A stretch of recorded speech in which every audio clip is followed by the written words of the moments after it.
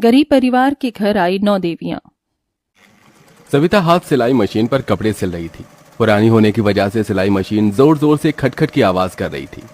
हे माता रानी, ये सिलाई मशीन कितनी आवाज कर रही है, ठीक से कपड़े भी सिल नहीं पाते। अरे शाम हो गई, मुझे तो ज्योति बाती भी करनी है। जल्दी से झाड़ू लगा लेती हूँ, इससे पहले कि सूरज डूबे। सविता जल्दी से पूरी झोपड़ी में झाड़ू लगाकर तखत पर सजी हुई माँ दुर्गे की मूर्ति के पास ज्योति जलाती है। पूरा परिवार आरती में शामिल होता है। अम्बे तू है जगदम्बे काली, जय दुर्गे खप्पर वाली, तेरे ही गुण गाई भारती ओ मैया, हम सब उतारी तेरी आरती। जय माँ दुर्गे, जय माँ दुर्गे। माँ जी, बाबू जी, आरती लीजिए। जय माँ दुर्गा।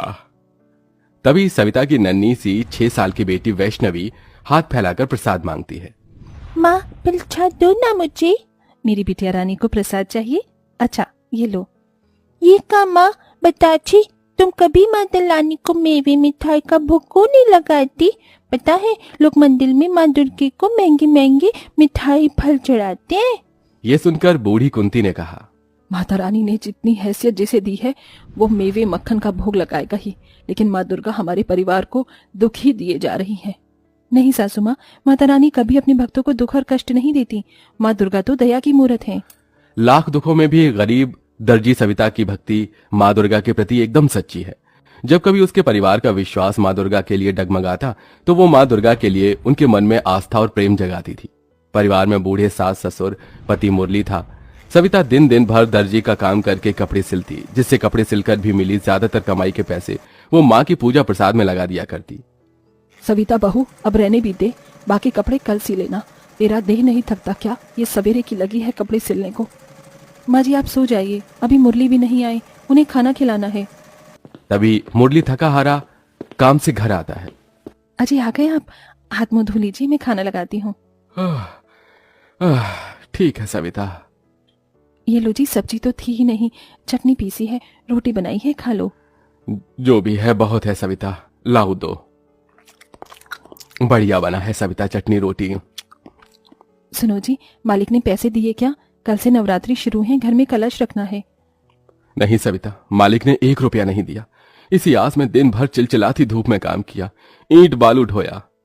ये सुनकर सविता चिंता में आ जाती है। उस वक्त तो सविता अपने पति मुरली के सामने चिंता नहीं जताती, लेकिन सबके सो जाने के बाद माँ दुर्गा की मूर्ति के आगे आंसू बहाती है। हे दुर्गा मैया, ये गरीब दुखियारिन दर्जी बहू किस तरह से कन्या पूजन करेगी और कैसे कलश बिठाएगी? क्या इस बार तो मेरे गरीब घर परिवार में नहीं आओगी? सविता किसी दूध छुड़ाए बच्चे की तरह बिलख बिलख कर सो जाती है। तभी सुबह के 6 बजे ही कोई उसका द्वार खटखटाता है। इतनी सुबह कौन होगा? सविता, ओ सविता, अरे दरवाजा खोलो। अरे ओ दर्जी सविता, दरवाजा खोलो। अरे मंदा जी, आप इतनी भोर को? हाँ, वो तुमने मेरे कपड़े सिले थे ना, तो उसके पैसे देने थे, वही देने आई हूँ, ये लो। जैसे ही मंदा गरीब दर्जी सविता के हाथों में पैसे रखती है तो उसकी आंखें डबडबा जाती हैं। बहुत बहुत धन्यवाद मंदा जी, धन्यवाद मैया, अब मैं इन पैसों से कलश बिठा पाऊंगी। सविता बाजार से मिट्टी के कलश, जौ, नारियल, चुनरी, फूल, प्रसाद लेती है। हे भगवान, सारे पैसे तो इन सब सामान में खर्च हो गए। मैया जी की नई मूर्ति और जोड़ी के लिए पैसे बचे ही नहीं। सविता व्यथित मन से सामान लेकर घर चली आई, जहां पूरा परिवार निर्जला नवरात्रि व्रत किए था। बहू सामान ले आई, चलो अब जल्दी से कलश स्थापना कर लेते हैं। मगर मूर्ति कहाँ है? माँ जी पैसे नहीं बचे। सविता अपने आंगन की मिट्टी से माँ दुर्गे की मूर्ति बनाती है, जिसके बाद पूरा परिवार कलश स्थापना करके 9 दिनों का नवरात्रि व्रत आरंभ करता है। पैरों का लाचार बूढ़ा जगमोहन बरसते आंसुओं की बौछार से विनती करता है, हे मैया, इस नवरात्रि के 9 दिन तक हमारे परिवार पर दया कृपा करना माँ।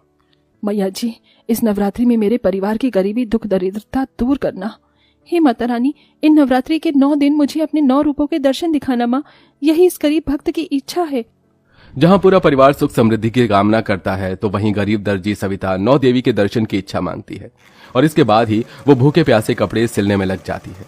देखते देखते शाम ढल जाती है और व्रत तोड़ने का समय हो जाता है। माँ, शाम हो गई, आप जल्दी से हमारे लिए कुछ बना दो ना। कब तक कपड़ी अच्छी होगी? तुम्हें भूख नहीं लगी का? बस बना रही हूँ बिटिया। कपड़े सिलना छोड़कर सविता सिलाई मशीन से उठकर रसोई में आती है और राशन के खाली पड़े डिब्बे को देखकर दुख में आ जाती है। हे माता रानी, घर में तो जरा सा भी कुछ नहीं है। मेरा तो नवरात्रि व्रत जैसे तैसे कट जाएगा, लेकिन माँ जी बाबूजी बूढ़े हो चले हैं, उन्हें खाने के लिए कुछ तो देना ही चाहिए। जरा सा आटा पड़ा है, इसी का हलवा बना देती हूँ। सविता जल्दी से थोड़े आटे से ही हलवा बनाकर भोग लगाने के बाद अपने सास ससुर बेटी और पति को परोस देती है। ये लीजिए माँ जी बाबूजी, ज्यादा कुछ बनने को था ही नहीं, हलवा बनाया है, खा लीजिए। अरे सविता, तुम भी तो खा लो। नहीं जी, आप सब खाइए, जरा सा तो है हलवा। लेकिन गरीब ससुराल वाले दिलदारी दिखाकर अपने अपने हलवे में से थोड़ा थोड़ा बचाकर गरीब दर्जी बहू को भी दे देते हैं। जैसी निवाला सविता खाने वाली होती है, तभी द्वार पर 5-6 साल की 2 छोटी बच्ची खाना मांगती आ जाती हैं। कोई है घर में? माता रानी के नाम से हमें कुछ खाने को दे दो, कुछ खिला दो मैया। अरे जरा देखो तो इन बच्चियों का चेहरा भूख से कैसे मुरझा गया है। ये कहकर सविता अपने हिस्से का हलवा उन्हें दे देती है। दोनों बच्ची हलवा खाकर चली जाती हैं और सविता भूखे प्यासे ही माता के भजन करती हुई कपड़े सिलने लगती है। हे नाम रे सबसे बड़ा तेरा नाम, ओ शेरों वाली ऊंचे महलों वाली, बिगड़ी बना दे मेरी आज रात रे। हे बस माता रानी, मेरे परिवार पर दया रखना। मैं खाऊं चाहे ना खाऊं, मेरा परिवार इस नवरात्रि में भूखे ना रहने पाए। हम पूरी श्रद्धा भक्ति से आपकी नवरात्रि कर पाएं। इसी तरह से दिन गुजरते हैं और हर दिन उस गरीब दर्जी बहू के दरवाजे पर कोई ना कोई छोटी बच्ची आकर खाना मांगती। सविता 9 दिनों तक कभी माँ की मूर्ति के आगे बताशे का भोग लगाई, कभी पूरी चढ़ाती तो कभी कुछ फल। ये उसे गरीब दर्जी की भक्ति ही होती है जो नवरात्रि के 9 दिनों तक उसके घर का दिया बिना बुझे जलता ही जाता है। 9 दिनों तक कष्ट और कठिनाई उठाकर वो भूखे प्यासे व्रत में ही कपड़े तो सिलती है, लेकिन उसे कोई पैसे नहीं देता और 9वां दिन भी आ जाता है। तड़के सुबह से ही सभी के घरों से हलवा पूरी चने के प्रसाद की खुशबू उमड़ रही थी। माँ, हम कंजक का प्रसाद कब बनाएंगे? आज तो नवरात्रि है। माँ जी, मैं पैसे मांगने जा रही हूँ, देखती हूँ कोई अगर पैसे दे दे। कविता आस पड़ोस के घरों में जाती है। नमस्ते कामिनी जी, आज कंजक है, मुझे कंजक बिठाना है, हाथ में 1 रुपए भी नहीं। सिलाई के पैसे दे देती तो। अरे दे दूंगी भाई, मैं तेरे पैसे लेकर भाग थोड़ी रही हूँ, अभी तो जा। हर जगह से सविता को निराशा ही मिलती है। वो टूटा दिल लिए घर आती है, जहां ढेर सारा घी, आटा, सूजी, चीनी, मावा सब था और जगमोहन और कुंती कंजक का प्रसाद बना रहे थे। माँ जी, ये सब सामान कौन लाया? अरे बहू, तुमने ही तो ये सारा सामान भिजवाया है। 9 लड़कियों से थाली भी तैयार है। इतने में 9 छोटी बच्ची कंजक खाने अंदर आती हैं। उनके चेहरे पर एक अलग ही चमक थी, जैसे साक्षात 9 देवियां उस गरीब परिवार में आई हों। जगमोहन फटाफट से फटी चिटी चटाई बिछाता है और कुंती उनके पांव धोती है, तभी उनके पैरों से फूल झड़ने लगते हैं। ये माता रानी क्या चमत्कार है, कन्याओं के पांव से फूल झड़ रहे हैं। कुंती सोचने लगती है, तभी एक कन्या ने कहा, मैया जल्दी से हमें प्रसाद खिला दो, हम भूखी हैं। हाँ, बहुत भूख लगी है। बस लाई बच्चियों।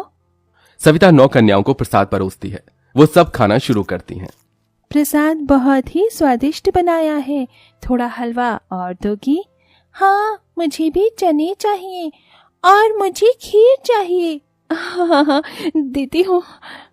कंजक खाने के बाद एकदम से देखते देखते 9 कन्या 9 देवियों का रूप ले लेती हैं। लाल जोड़ा, लाल बिंदी, लाल चुनरी में वो माँ दुर्गे सी दिख रही थी। हे माँ दुर्गा, 9 देवियों के दर्शन पाकर मैं धन्य हुई। मेरा नवरात्रि व्रत सफल हुआ। माँ सविता, तुम्हारे मन में मेरे प्रति सच्ची भक्ति है।